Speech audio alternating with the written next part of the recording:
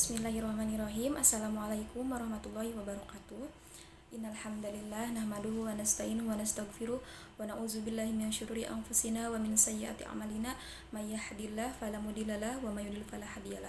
Asyhadu an la ilaha illallah wahdahu la syarikalah wa asyhadu anna Muhammadan abduhu wa rasuluh. Amma ba'du.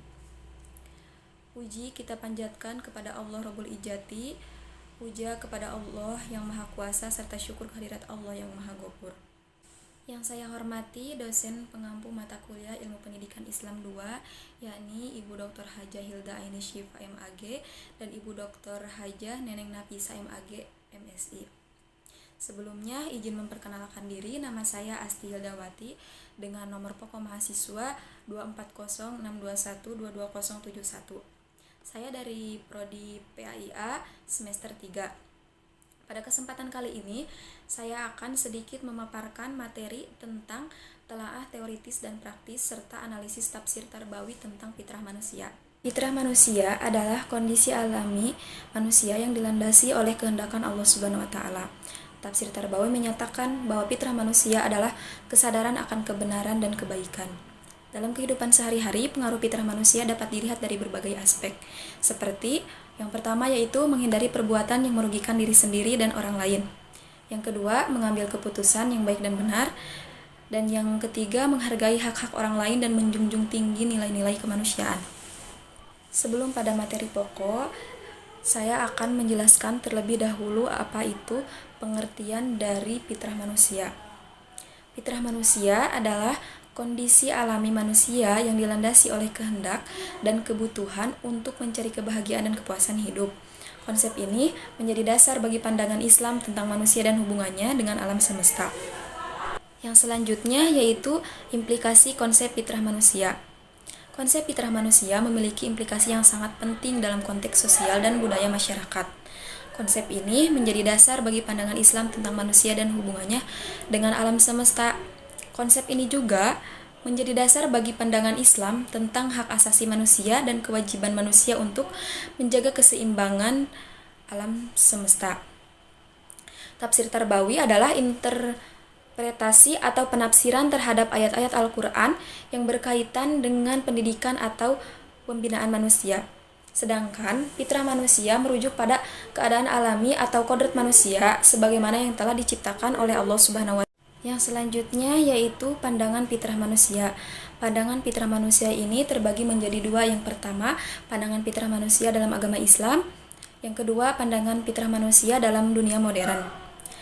Pandangan fitrah manusia dalam agama Islam, yaitu fitrah manusia dianggap sebagai kesadaran dasar manusia yang diberikan oleh Allah Subhanahu wa taala.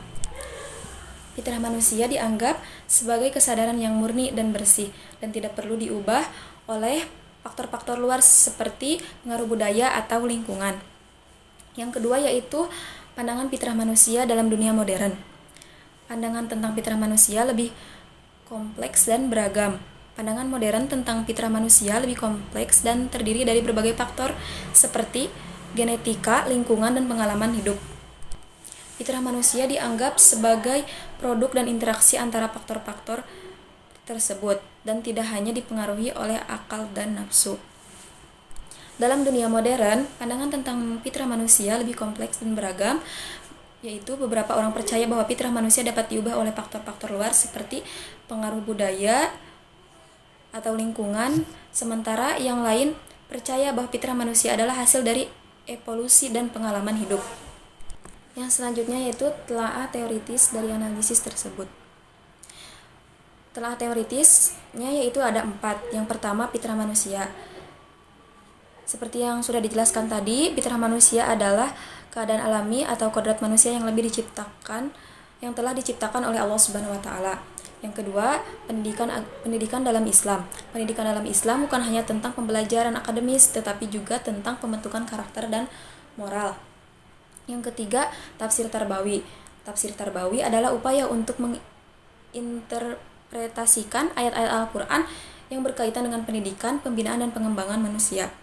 Yang keempat, tujuan tafsir tarbawi. Tujuan dari tafsir tarbawi adalah untuk memberikan pedoman dan panduan bagi pendidikan Islam.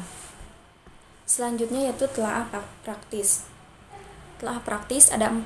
Yang pertama, pendidikan akademik dan keagamaan.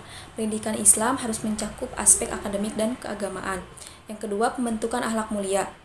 Pendidikan harus bertujuan untuk membentuk karakter yang baik dan mulia.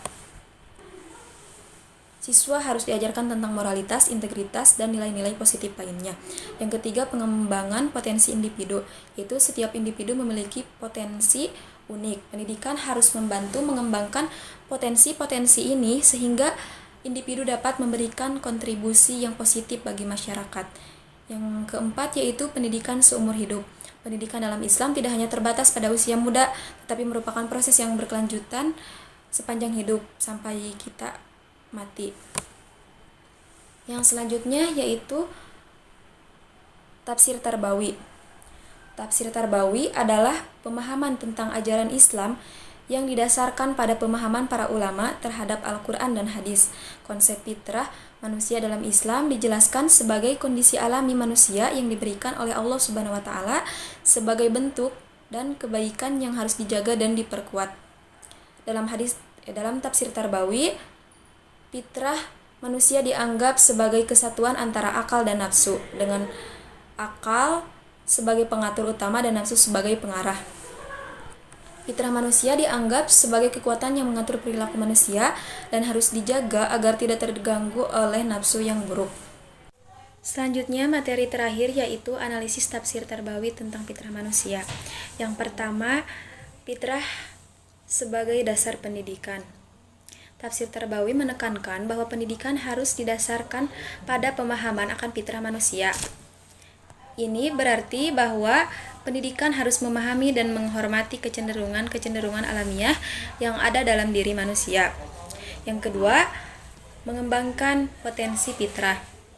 Pendidikan dalam perspektif tafsir tarbawi tidak hanya tentang menyampaikan informasi, tetapi juga tentang membantu individu mengembangkan potensi-potensi alamiah yang ada dalam dirinya.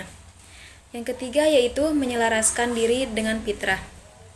Pendidikan harus membantu individu menyelaraskan dirinya dengan fitrahnya.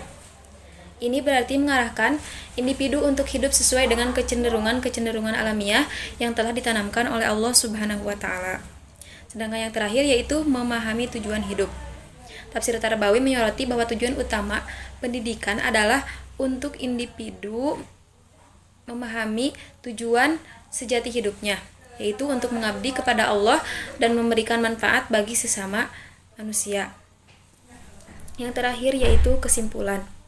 Dalam kesimpulannya, tafsir tarbawi tentang fitrah manusia menekankan pentingnya memahami dan menghormati keadaan alami atau kodrat manusia sebagaimana yang telah diciptakan oleh Allah Subhanahu wa Ta'ala.